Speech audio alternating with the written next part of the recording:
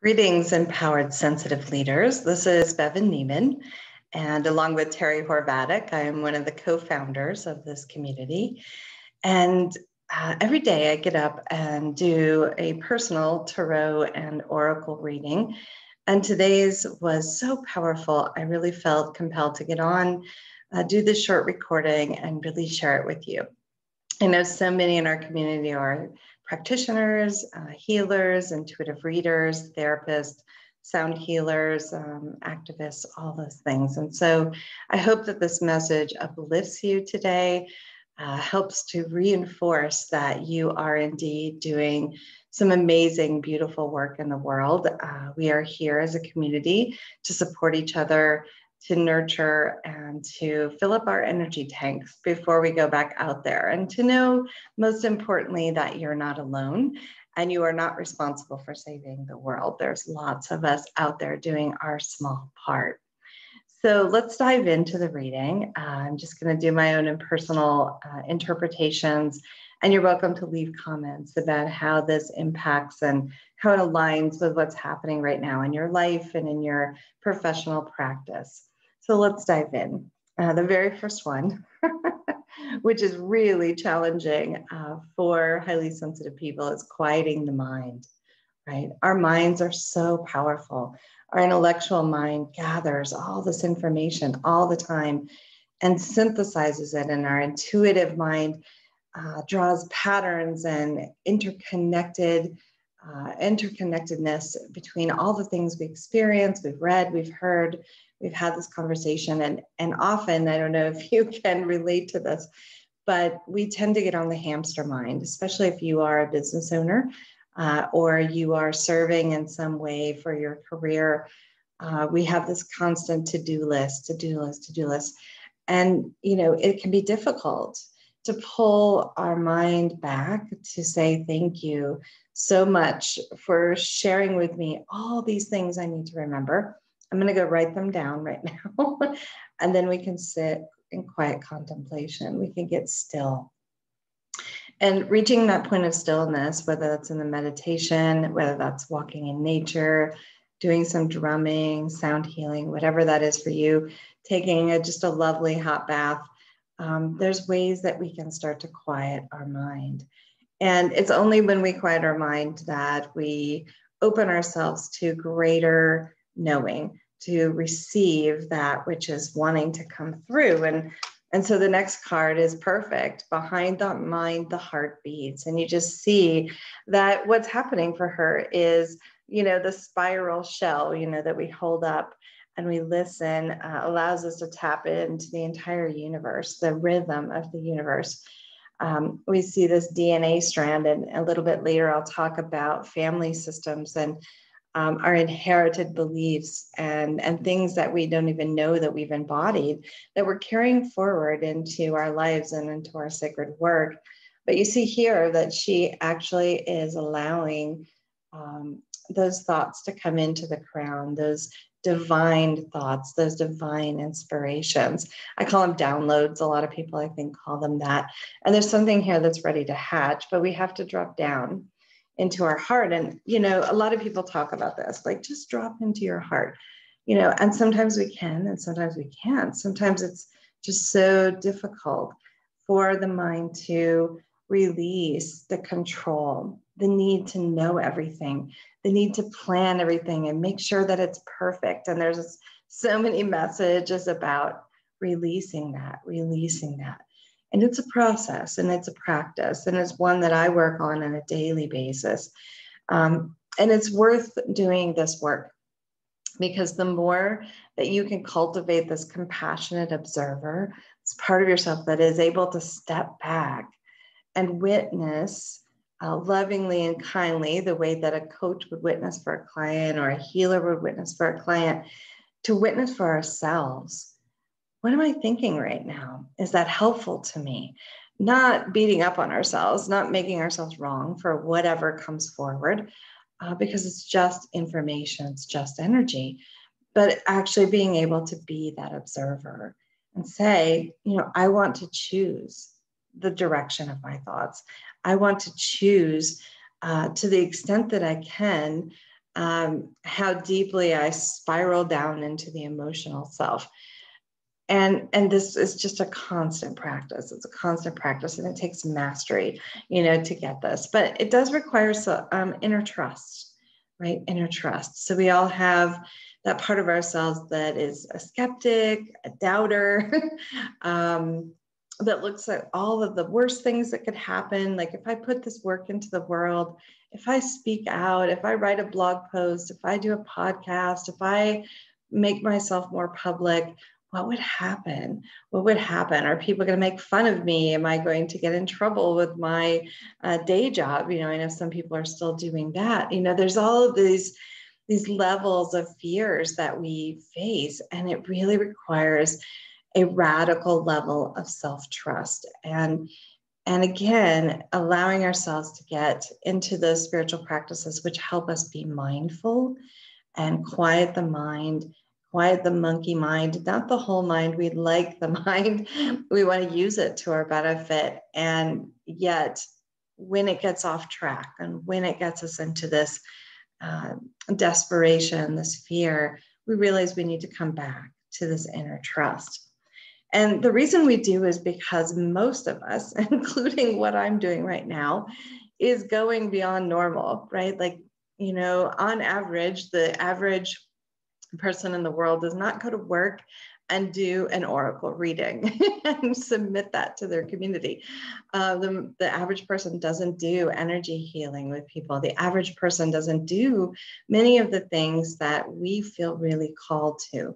So when you are bucking the mainstream, when you are walking your own path, whatever metaphor you want to use for that, it really requires a lot of that self-trust. It requires an understanding of how you operate within, and you're going to have a unique way that you operate, which is different than the way I operate. But we have some commonalities. That's why we're here together, is to be able to open ourselves and talk about that and connect around those things and not feel like we're weird or strange or misunderstood. This is a place where when you get on one of our live calls, everybody just goes, yep, that's how it is for me too. And it's lovely. It's so lovely. And so it takes a lot of courage to know that we're going to kind of move out of these old paradigms, and we're going to hold our space. We're going to come up, we're going to tap into these beautiful divine inspirations that are meant just for you. We're pulling them out of the web of consciousness and bringing them into form. And that takes a lot of courage. And one of the things that we need to do is release the dark wound and let our love live, right? So we all have different wounds. Some of those are due to our family system. Some of those may be due to past lives, should you decide that that is something you want to believe in. Some of those may be physical, chronic issues that you have with your body. For some people, that may be trust of yourself, trust of others. For some, that may be a relationship pattern or a pattern with money. You're going to know whatever this dark wound is. It's going to be calling out to you. And we have to look at it. We have to be willing and courageous enough to face that and dive in and say, I see you. I see you. I acknowledge you. And yet I don't want you to run my life anymore. I don't want to be driven by these unconscious fears and old programming. And I want to release this because I have this love. I have this immense gift that I want to release into the world, that I want to expand, that I want to help make a difference.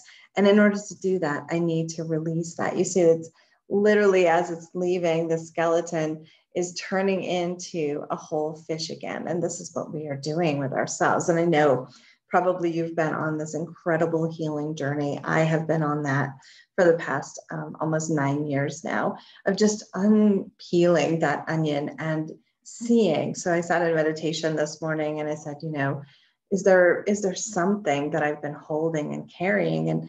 And this is really the card that prompted me to ask those questions, which is, how do we hold on to things that may or may not have been a healthy expression for us, excuse me.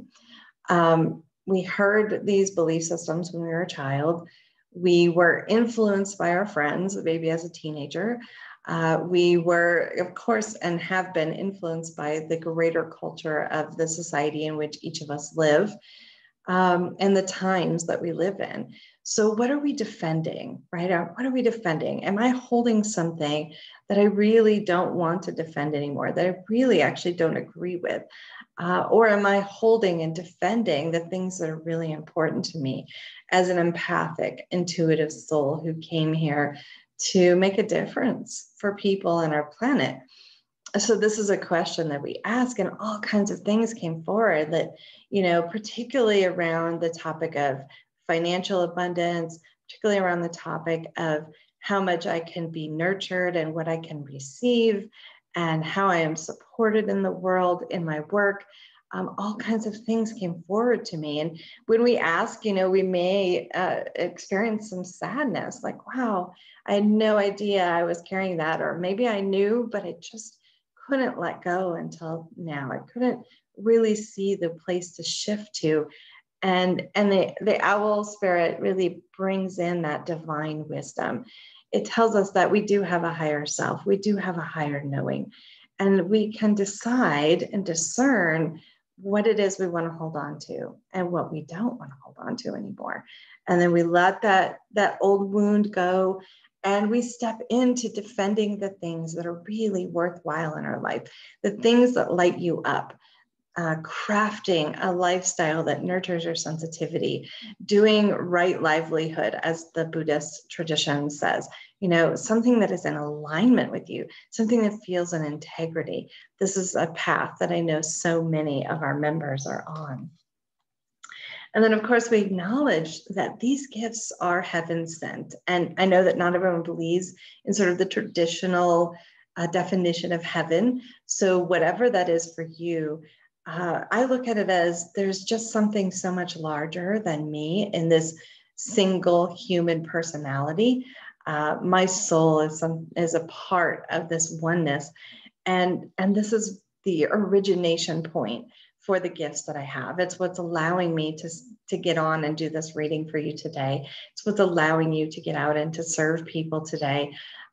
This is heaven sent. So are we using these gifts wisely? Are we really tapping in and tuning in to who we truly are?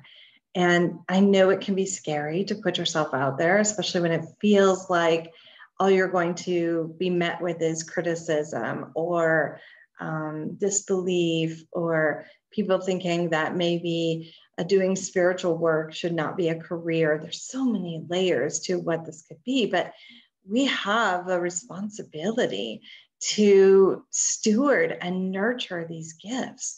And so intuition is one of my strongest gifts. I'm an INFJ, and I just love every single day tapping in and strengthening my intuition. I first started reading cards. I didn't even think that I could do it. I thought, well, maybe it's just pretty pictures, and then there's a description in the book, and that's all there is to it. And I just read it and I receive the message. And then as I began to really dive into the imagery, to sensing into what I know personally and how I relate this to my life as I weave this entire story together, and we practice our intuitive gifts, our healing gifts, our activist gifts, our leadership gifts. When we practice, we are honoring what we have received. And there's more that wants to flow through us whenever we're ready, right? We take as much on as we can. And then the amber crystal spirit came through today. And this is really about looking at and releasing anything that you have held from your family system, whether that's belief systems about money, about entrepreneurship, and whether you should work for other people or work for yourself, or you'll never make a living doing that. Or if it's about relationships, or it's about the particular modality, or that you feel like you have to hide your spirituality because other people in your family don't understand. Whatever this is, it is an opportunity to go within, to sit in that meditative state, to face what is, cry if you need to, release if you need to, do a ceremony, dance, drum, just move this energy out. The amber spirit and the color of orange particularly, and the metaphysical mystery school that I studied with, it was really about motivation. It was really about taking action, right? And moving ourselves into this other place. It's almost like a Wheel of Fortune card. Like there's something that's shifting and changing, and we have to release and lay down that old baggage, because then we can actually move on into our fullness. And here we have the roots of abundance, right? So in this interpretation, it says that the tree sways, right? The tree will sway in the wind. And sometimes the wind is blowing really, really hard. And we feel like, I'm going to break. And then other times it's just a gentle breeze. And sometimes we just get that stillness where we just get to be. But regardless, we're putting down strong roots, putting down strong roots. And, asking yourself today, what am I rooted in? What beliefs and principles and ethics is my business rooted in? How do I want to serve others? Whether you're actually doing a business, or whether you're volunteering, or whether you're out there, writing and being an activist, whatever your sacred service is, what are these roots for you? How are you putting those down? And as we know, and as science has shown us, trees in a forest are all interconnected. Their root systems touch each other. And there's mycorrhizomes, this fungi that is a communication system. So even though you're putting down specific roots that are for you, that are nurturing and holding up the deep trunk and the canopy of your sacred work, understand that you are also tapping in to this energetic web under the surface in a very grounded way to the rest of us who are also doing that. So what you're doing and the work you're doing and the healing you're doing is actually amplifying into the greater ecosystem and cosmic connectivity. So this is such a beautiful card, and I hope that you understand that putting down roots takes time, right? And there's a lot of messages out there like get rich quick or build a 6-figure business in 90 days and all these things. And it's like, no, it really takes time. It really takes mindfulness. It really takes honing your craft, practicing, putting your voice out there, inviting people to work with you, connecting in and learning and growing. We develop one ring at a time, just like a tree does, right? And then we tap into this high priestess energy, which is really owning, our empathic, intuitive, psychic, mediumship, whatever it is that you're doing, healing, the ability to be a channel, whatever it is that you're connecting with, this is this card, right? It's like the magic of life. And so we can get really caught up in all the logic and the systems and the structures and, the linear thinking of our world. And there's nothing wrong with any of that. But for those of us who are more fluid, more energetically fluid and sensitive, we need to tap into this energy. We need to own that divine feminine. And it doesn't matter whether you identify as male or female. We all have this beautiful, beautiful energy, this magnetic energy, the ability to attract all of the people that we need in our practice, all of the connective collaborations with colleagues, all of the opportunities to get out there and express our voice. And it's time to lift that veil, just lift that off, right? You saw that at the beginning in the inner trust card. Now we're ready to be seen, right? You're ready to be seen, and you're ready to be seen fully in your majestic, gifted, beautiful self. And then we come into the King of Cups, right? This is the peak of our leadership, but it's not just leadership to take power over. This is leadership with a heart. You see right here. This is being a leader, being confident in your presence, showing up in the world, making plans, taking action, but from a space of deeper integrity, from that heart space, really dropping your energy here, saying, what is it that I want to give?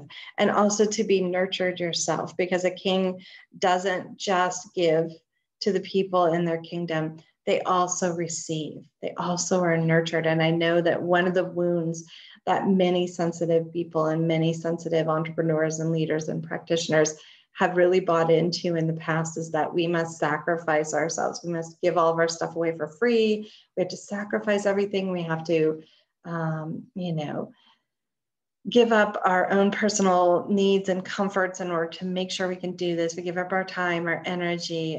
We, say, yes, I'll do that one more thing. Yes, I'll give you a reduced price. Yes, yes, yes.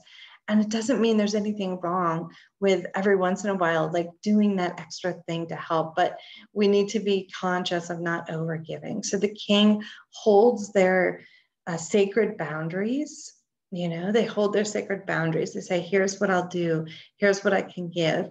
And this is not the kind of kingship where we see out in the world when there's like royalty and so forth, where there's one small group of people like making, millions and millions and millions of dollars, and everyone else is oppressed and using that to, they're using them to do that. That's not what this is about. This is about bringing everyone with us, uplifting, understanding that if one person has success, everyone must have success. It can't just be a small number and a small few. And this is where, as empathic leaders, we can really shine, So I hope that this reading was helpful and nurturing. Really just own that part of yourself that's going beyond normal. Tap into that trust, quiet your mind, get into your heart, bring your offerings out from that heart space.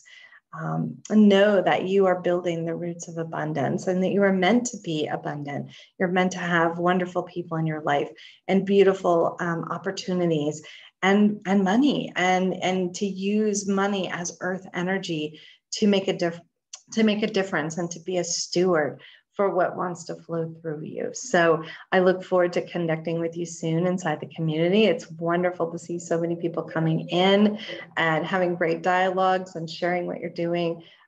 Please feel free to express your voice. This community is for you. And we're here to support and uplift you so that you can rest for a moment and be nurtured and receive the resources and the support that you need in order to go back out there and expand your work in the world. Namaste, my friends.